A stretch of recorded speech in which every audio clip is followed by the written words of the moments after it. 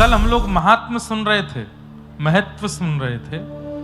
आज से प्रथम स्कंद में प्रवेश कर रहे हैं। जन्माद्यस्य यतोऽन्वयादि तरतः, जो प्रभु जन्म मृत्यु आदि के जो क्रम हम मानवों के हैं, उनके जो हेतु हैं, जिनसे ये जन्म मृत्यु आदि के क्रम प्रकट होते हैं और जो इनसे सर्वथा परे हैं, ऐसे परमात्मा चार्थे स्वविज्ञ स्वराट, जो अविज्ञ हैं, अनविज्ञ नहीं है, सब जानते हैं कौन किस भावना में है, कौन कैसा है, किसके साथ क्या चल रहा है, किसके जीवन में कैसी व्यवस्था अवस्था है, जो सब जानते हैं, सब कुछ पता है उन्हें। तुम जानत सब अंतर्यामी, उन्हें सब पता है। पूज्य पिताजी महाराज भी अपनी कथा में इस बात को कहते हैं और भी संतजन इस बात को कहते हैं कि ठाकुर जी को बताना नहीं होता कि हमारे जीवन में ये चल रहा है नाथ। अब लोग काली माता के दर्शन करने जाते हैं, 90% लोग वहां अपनी अवस्था बता करके आते हैं कि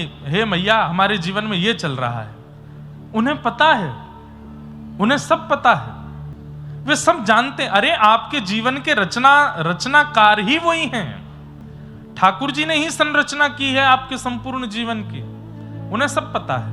मैं कथा में कहा करता हूं कि प्रेम में बताया नहीं जाता, प्रेम में अपनी अवस्था व्यवस्था बताई नहीं जाती, छुपाया जाता है। हम कष्ट में हैं, पीड़ा में हैं, रुदन में हैं, किसी भी प्रकार की विपत्ति में हैं, यह भी छुपाया जाता है ठाकुर जी से, उनको बताया नहीं जाता। प्रेम जहां अतीत में होता है वहां पर पीड़ा छुपाई जाती है। मां अगर बहुत पीड़ा में है और पता चला कि बेटा हफ्ते भर बाहर से आया है, तो उस दिन मां की यही भावना रहती है मैं कैसे भी ठीक हो जाऊं, उसको पता ना चले कि मैं बीमार हूं। क्यों? चिंता करेगा। पत्नी की भी यही भावना रहती है कि मेरे पति को पता ना चले कि मैं दुखी हूं। पिता की भी यही भावना रहती है बच्चों को पता ना चले कि मैं कष्ट में हूं। क्यों? चिंता करेंगे। तो फिर ठाकुर जी के प्रति हमारी भावना क्यों नहीं आती कि हम उनको भी ना बताएं कि हम पीड़ा में हैं? वो जानते सब हैं, वो बोलना क्यों है? बल्कि प्रेमी बनिए। और आप यदि हमारी कथा सुन रहे हैं या व्रज के संबंध रखने वालों की कथा में आप आते हैं, तो व्रज का जो संबंध है ना, वो प्रेम लक्षणा भक्ति से है। और प्रेम लक्षणा भक्ति में प्रेम के ही तौर तरीके बताए जाते हैं ठाकुर जी के सन्मुख करने के लिए। और प्रेम का एक स्वभाव है कि पीड़ा में भी प्रेमी अगर सामने आ जाए तो दूसरा प्रेमी हंसता है, मुस्कुराता है, गाता है, नाचता है, कि उसको पता ना चले कि मैं पीड़ा में हूं। ठाकुर जी सब जानते हैं, वो अविज्ञ हैं, अनविज्ञ नहीं है, सब पता है। और जब एक प्रेम का स्वरूप होता है कि हमारा प्रेमी सामने आया और हमने तब भी छुपाया कि हम कष्ट में हैं, तो प्रेमी को पता तो है कि मैं कष्ट में हूं लेकिन फिर भी छुपा रहा हूं, तो उसका प्रेम और बढ़ जाता है। पीड़ा में है लेकिन मुझसे छुपा रहा है, तो वो और प्रेम देते हैं। ठाकुर जी ऐसे प्रेमी हैं। इसलिए एक नियम बना लीजिए कि आज के बाद, अब तो देखो आधे से ज्यादा जीवन तो कई लोगों का निकल गया, कई लोग अभी बढ़ रहे हैं आगे। अब क्यों बताना ठाकुर जी को? बहुत बता लिया ठाकुर जी को, अब मत बताइए। अब बस ठाकुर जी से कहिए नाथ जैसे भी हैं प्रसन्न हैं, आनंद में।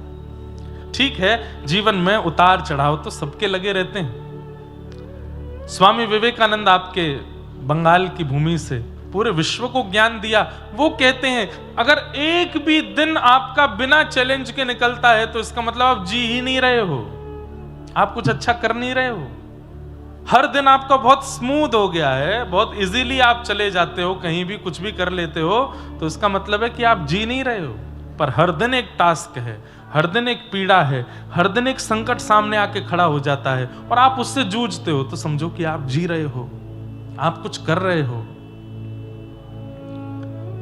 इसलिए भैया मैं तो कहता हूं जैसे प्रसाद कभी नीचे भी गिर जाए तो कहीं भी गिरा हो उठा के पा लिया जाता है, प्रसाद को अपवित्र नहीं माना जाता। ऐसे जीवन के हर क्षण को भी प्रसाद मान लो, ठाकुर जी दे रहे हैं, उसको स्वीकार कर लो। हर क्षण, हर परिस्थिति, हर व्यवस्था प्रसाद है, उसको स्वीकार करो। ठाकुर जी से मत करो, वो अविज्ञ हैं, सब जानते हैं। हमारे बताने से उनको सुनाई देगा नहीं, वो जानते हैं। और कई लोगों का स्वभाव बन गया है कि बताना ही है, ठाकुर जी को पता चलना चाहिए कि मेरी क्या पीड़ा है। तो फिर एक बार नजर घुमा के देख लो, 1000 लोग खड़े हैं तुम्हारे साथ, वो सब बता रहे हैं। एक लॉजिकल बात है, 1000 लोग एक साथ एक बात कहेंगे, कैसे सुनेंगे ठाकुर जी?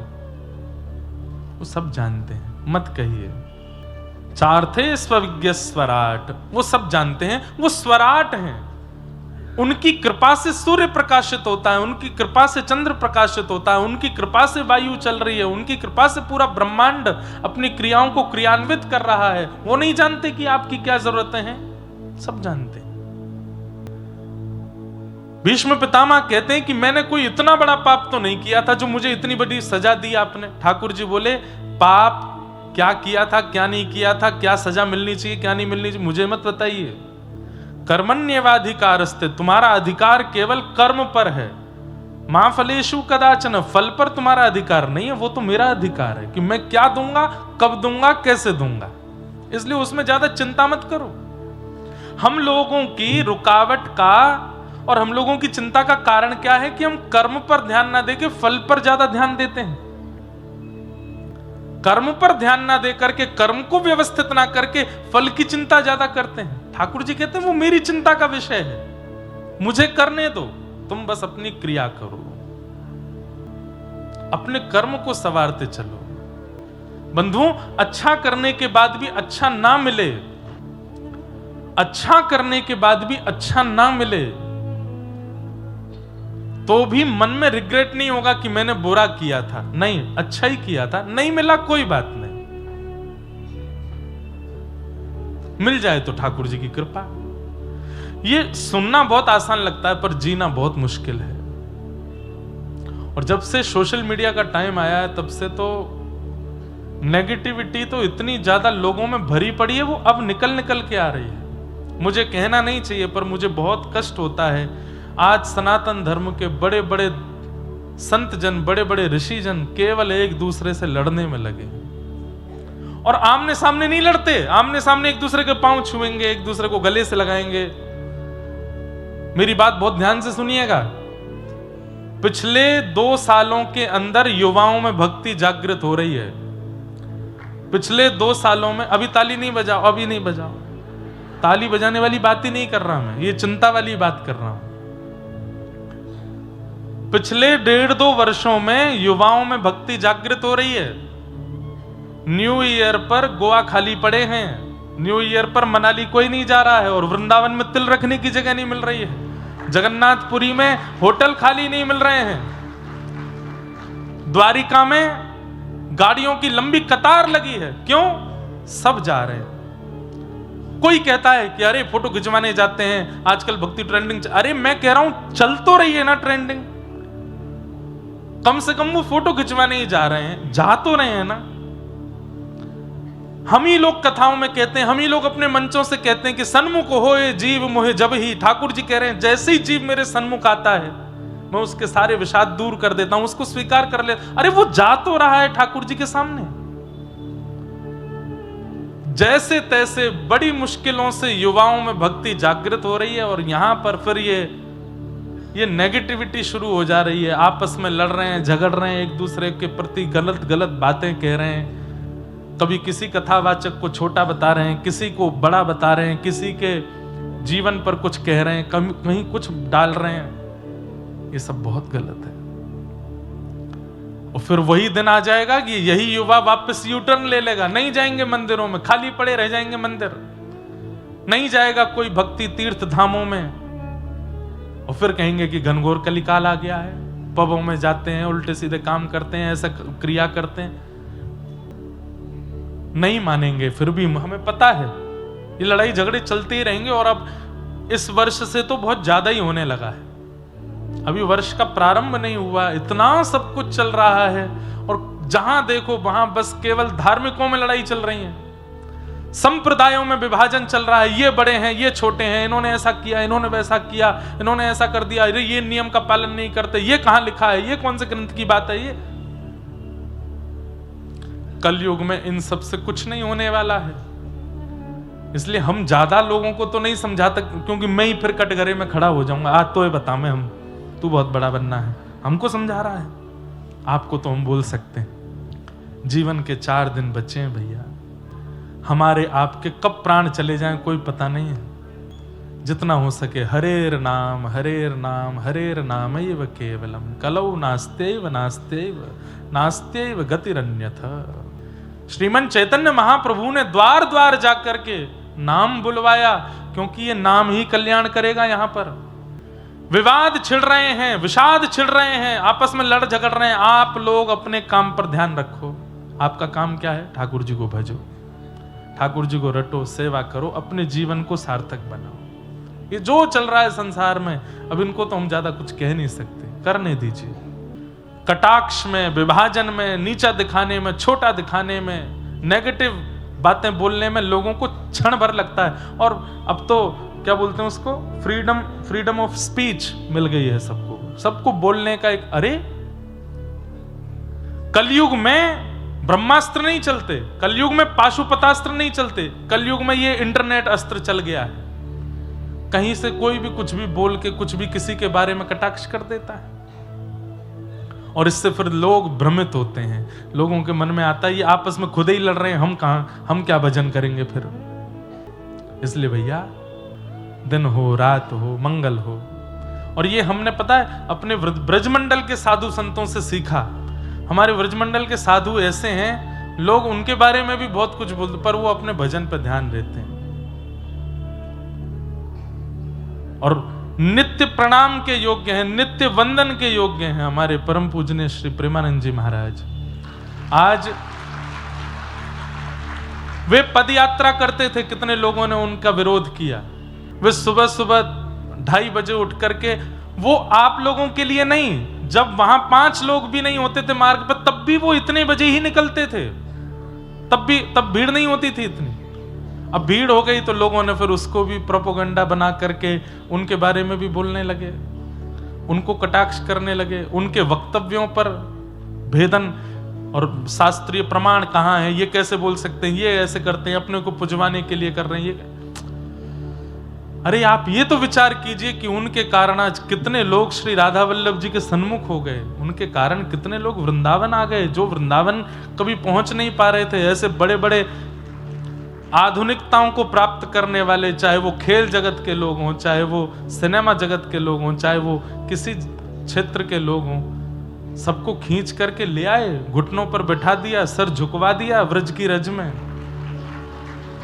लेकिन ये संसार है, यहां पर आपने अच्छे 4 काम किए, उसको आदमी एक बार में भूल जाता है। आपने एक कुछ ऐसा गड़बड़ कर, और गड़बड़ किया भी नहीं, किसी ने उसको गड़बड़ बता दिया तो 5 लोग विश्वास भी कर ले, तो हाँ सही कह रहा है, गड़बड़ ही है। तो फिर हम में और भक्तों में, हम में और राक्षसों में अंतर कहां रह गया? हम भी तो वही हो गए। मर्यादा पुरुषोत्तम राम जी हैं, वन में पिता की आज्ञा से निकले हैं, लेकिन रावण को उनमें भी दोष दिख रहा है। ऐसे परम सुकुमार, ऐसे परम कोमल, परम सुंदर श्री राघव जी में भी रावण को दोष दिख रहा है। इससे क्या सिद्ध होता है कि दोष दृष्टि देखना, दोष दृष्टि रखना ही राक्षसत्व है। इसलिए हमारी इतने लोगों से तो प्रार्थना हम कर ही सकते हैं जो यहां बैठे हैं, मत देखो दोष, मत लाओ इन दोष दृष्टियों को जीवन में। जीवन के बहुत कम समय रह गए। ठाकुर जी कर लेंगे ना न्याय, सही गलत का न्याय ठाकुर जी करेंगे, सही गलत का न्याय यमराज करेंगे।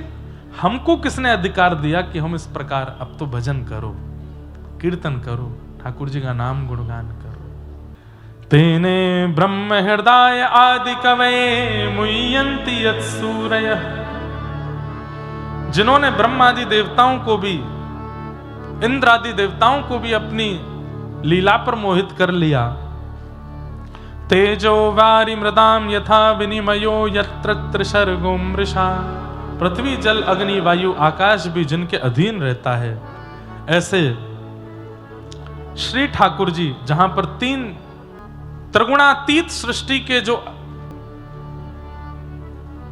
स्वामी हैं, ऐसे प्रभु को धामना स्वेन सदा निरस्त कुहकम सत्यम परम धीमहि, ऐसे प्रभु को, परम सत्य स्वरूप को हम बारंबार प्रणाम करते हैं, बारंबार वंदन करते हैं, ठाकुर जी को बारंबार नमन करते हैं।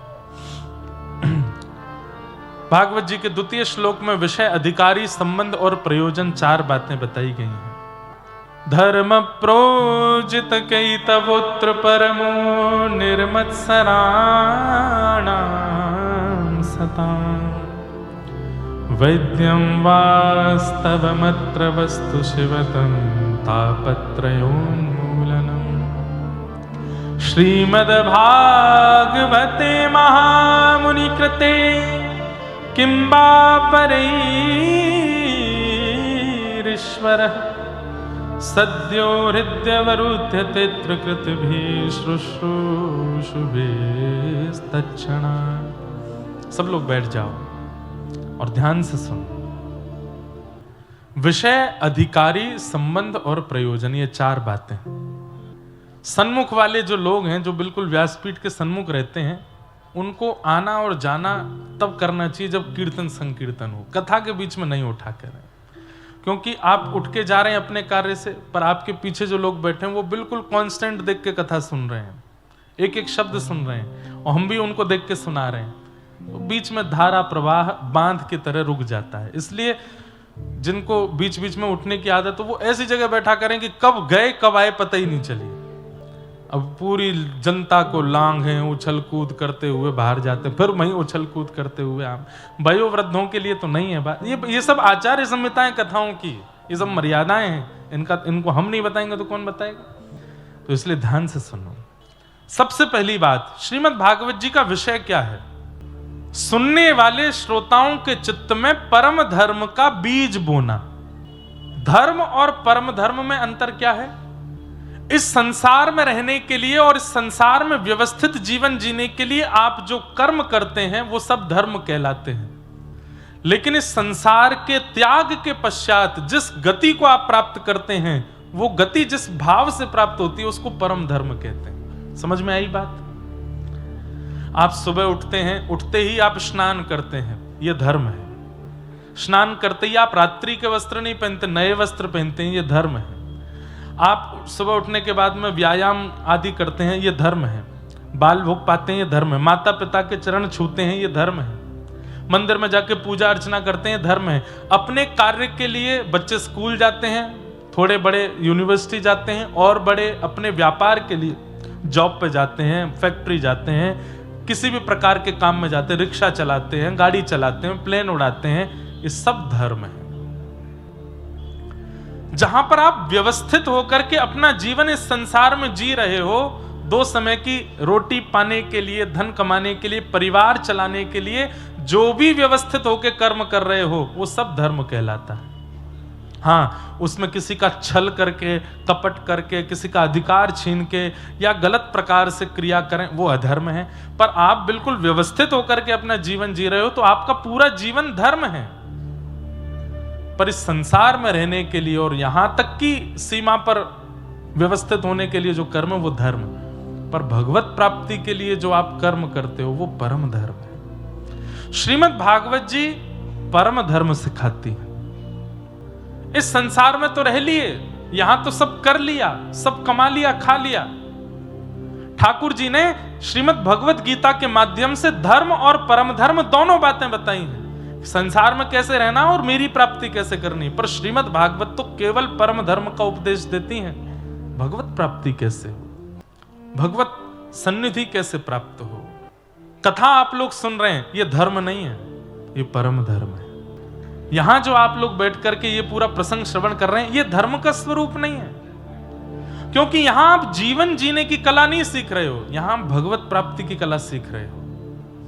जीवन जीने की कला बीच बीच में हम वो भी बताते हैं, बीच बीच में आचार्यों की वाणी से वो भी सिद्ध करते हैं कि जीवन कैसा हो।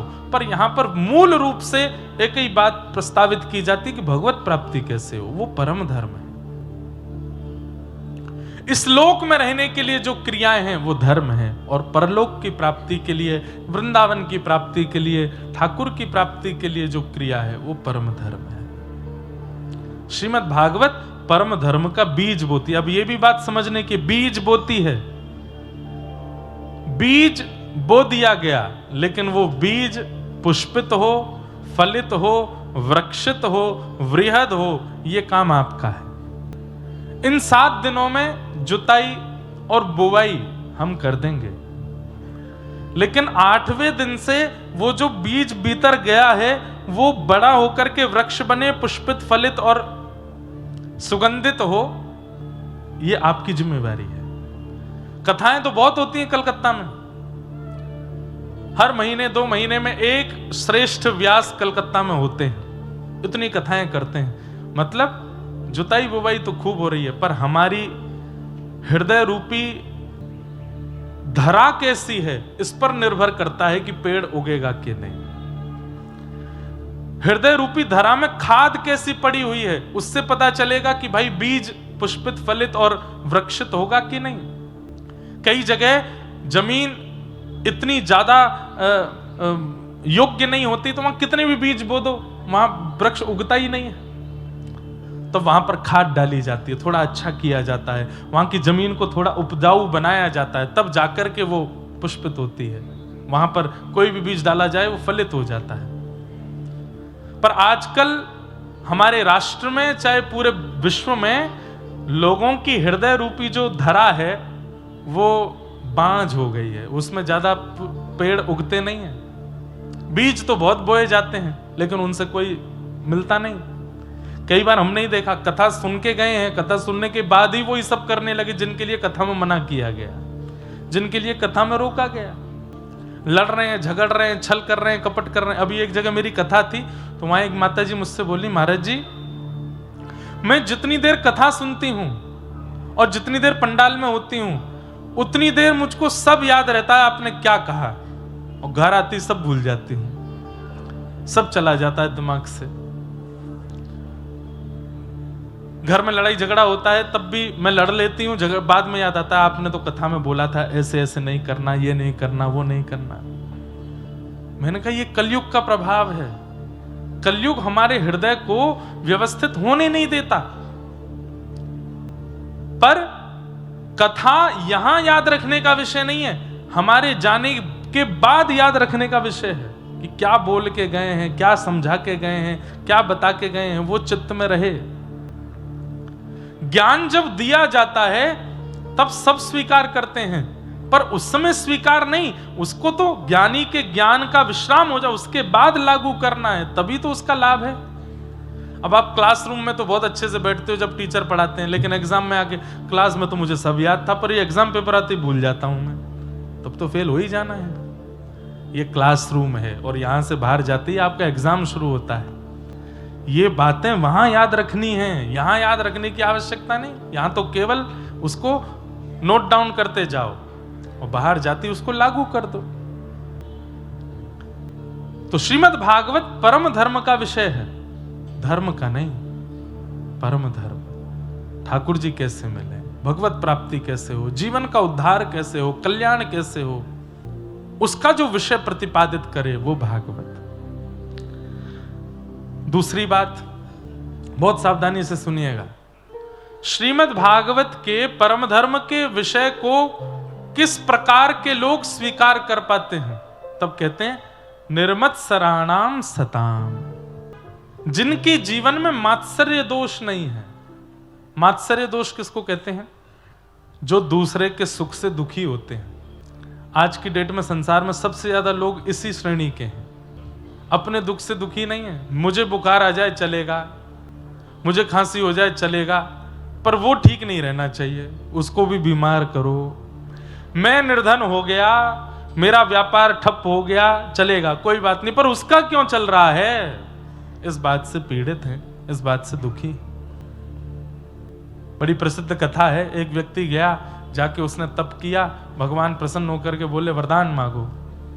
बोले प्रभु एक वरदान दे दो, मैं जो चाहूं मुझे मिल जाया करे। ठाकुर जी बोले ऐसे वरदान देने हमने बंद कर दिए। क्यों?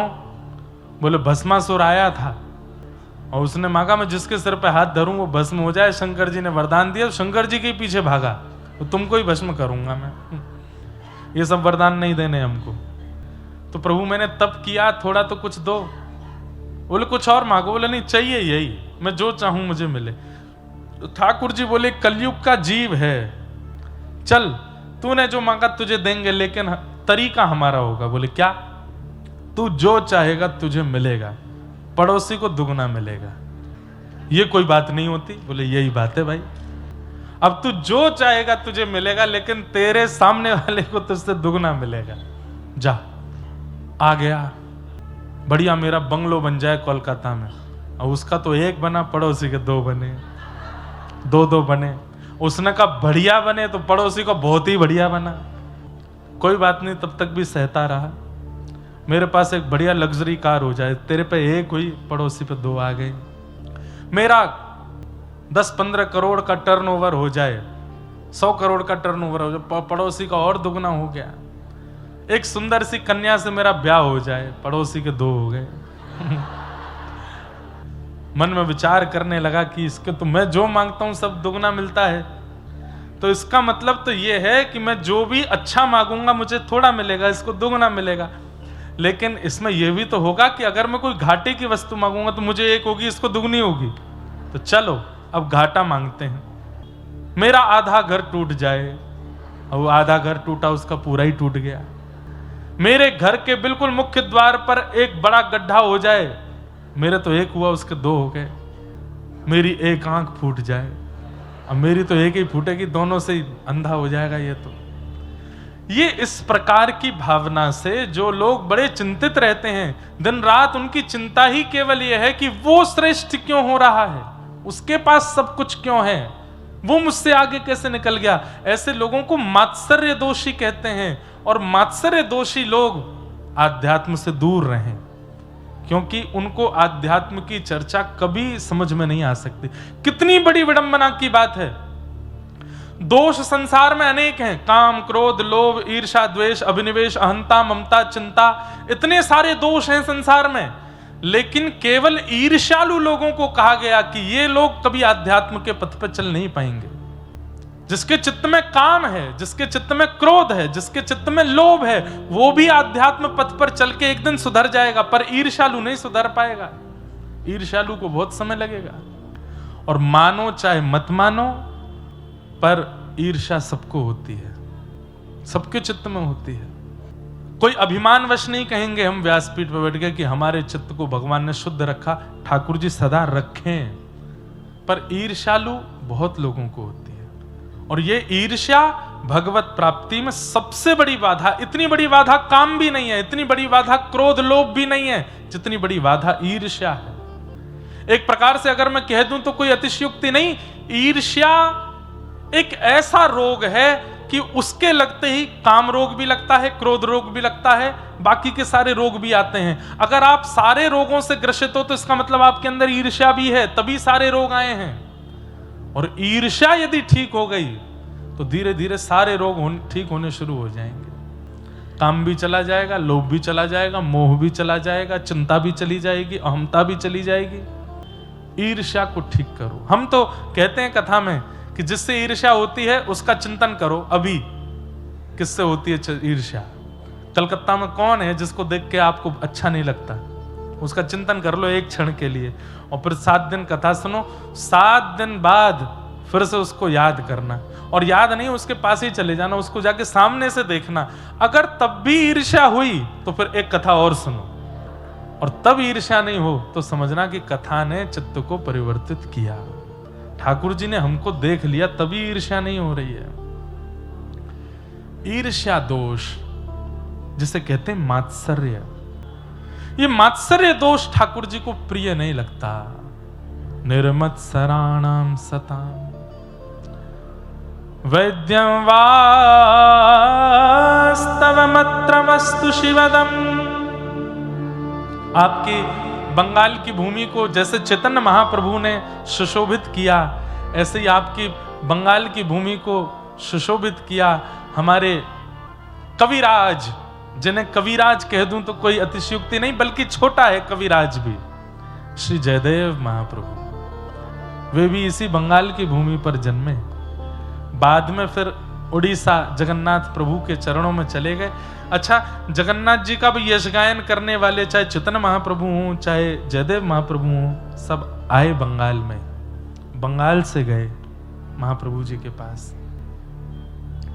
जयदेव महाप्रभु जिन्होंने गीत गोविंद रचना की, और गीत गोविंद रचना करने के बाद में महाप्रभु जी को आज तक, मैं एक कथा में कहीं कह रहा था, इतना बड़ा प्रेमी आपने दुनिया में नहीं देखा होगा जितने बड़े प्रेमी हमारे महाप्रभु जगन्नाथ जी। कोई प्रेमी होता है ना, उसके प्रिय प्रेमी ने, प्रेमिका ने या प्रेमी ने उसको कुछ प्रिय वस्तु दी, तो प्रिय वस्तु को वो संभाल के रखता है। कितने दिन संभाल के रखता है? लोग उसको क्या कहते हैं, प्रिजर्व करके रख लेते हैं। कहीं बुक के नीचे दबा के रख लेंगे, अलमीरा में बंद कर देंगे, लॉकर में रख देंगे, पर रोज उसको खोल खोल के देखे ऐसा प्रेमी दुनिया में कोई नहीं हुआ। केवल जगन्नाथ महाप्रभु हैं। आज भी 1000 वर्ष हो गए हैं लगभग जयदेव महाप्रभु को आए पृथ्वी पर, आज भी जयदेव महाप्रभु के द्वारा विरचित गीत गोविंद को हृदय से लगा के सोते हैं रात में। आज भी गीत गोविंद का पाठ सुने बिना महाप्रभु जगन्नाथ जी को नींद नहीं आती। अरे कोई हमको रोज दाल भात खिला दे तो हमारा भी 4-5 दिन में मन भर जाएगा। मुझे संदेश बहुत प्रिय लगता है, पर मुझे भी अगर रोज कोई खिलावे, सुबह संदेश, दोपहर में संदेश, रात को संदेश, फिर नाश्ता में संदेश, ब्यारू में संदेश, बाल भोग में संदेश, रात में, अब मैं कहूँगा भाई बस मैं ही संदेश है जाऊंगा थोड़े दिन में। लेकिन जयदेव महाप्रभु के गीत गोविंद को आज भी और हृदय से तो लगाते हैं, अपने अधर तक लेके आते हैं महाप्रभु जगन्नाथ जी, अपने अधर तक लगाते हैं। जगन्नाथ महाप्रभु सो ही नहीं सकते जब तक गीत गोविंद उनके हृदय से ना लगाया जाए, पूरे तन पर लपेट करके पहनाते हैं। ऐसे जयदेव महाप्रभु की विरचित गीत गोविंद।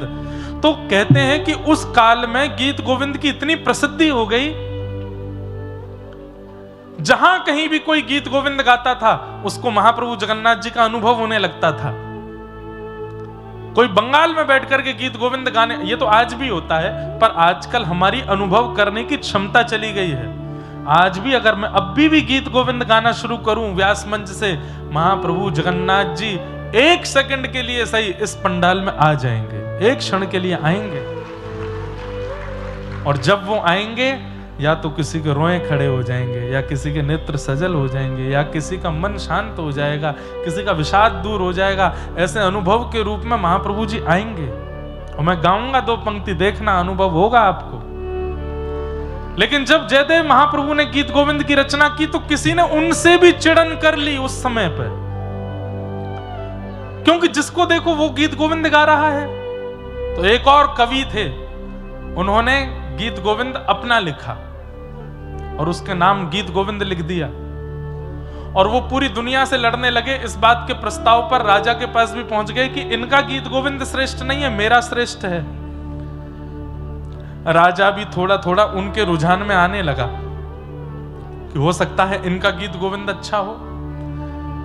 लेकिन गीत गोविंद किसका अच्छा है ये निर्णय तो महाप्रभु जगन्नाथ करेंगे ना। महाराज, जब ईर्ष्यावश जयदेव महाप्रभु से ईर्ष्या करके किसी ने अपनी गीत गोविंद की रचना की, तो महाप्रभु जगन्नाथ जी उसके स्वप्न में नृसिंह बन के पहुंच गए और जाकर के बोले, तुझे मेरे गीत गाने, तू गा, तुझे मेरा गुणगान गाना है, तू अपनी शब्दावली में गा, मुझे अच्छा लगेगा। लेकिन मेरे जयदेव ने जो गीत गोविंद लिखा है उसकी पहुंच कोई और नहीं कर सकता। तुम अपने गीत गोविंद को अभी समुद्र में बहा के आओ, वो गीत गोविंद श्रेष्ठ नहीं है। गीत गोविंद तो जयदेव महाप्रभु का है। ठाकुर जी ईर्ष्यालुओं को स्वीकार नहीं करते।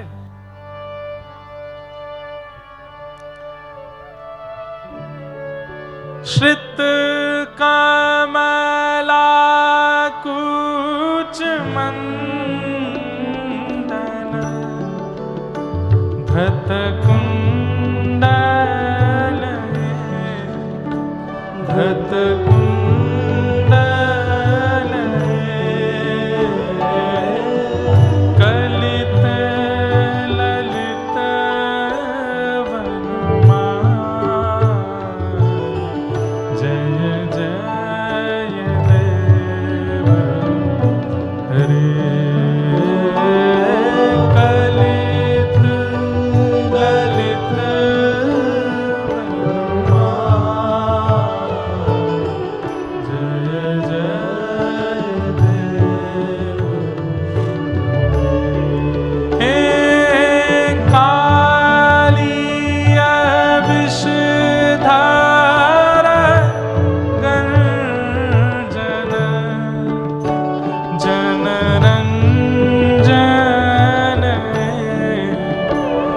जनरंजन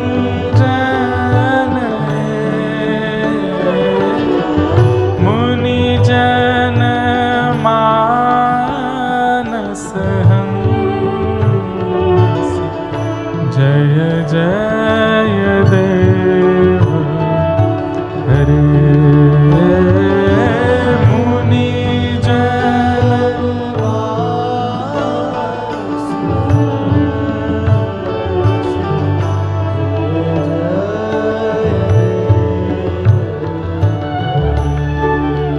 राधे कृष्ण हरि गोविंद गोपाला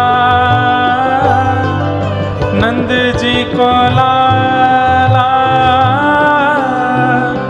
यशोदा दुलारा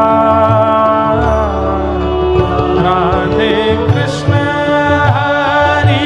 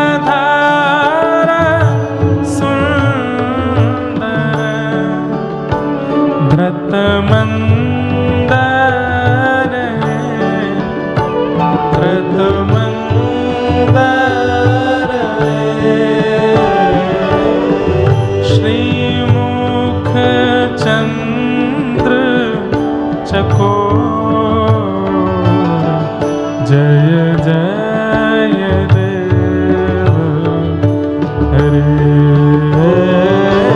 श्रीमुख चंद्र चकोर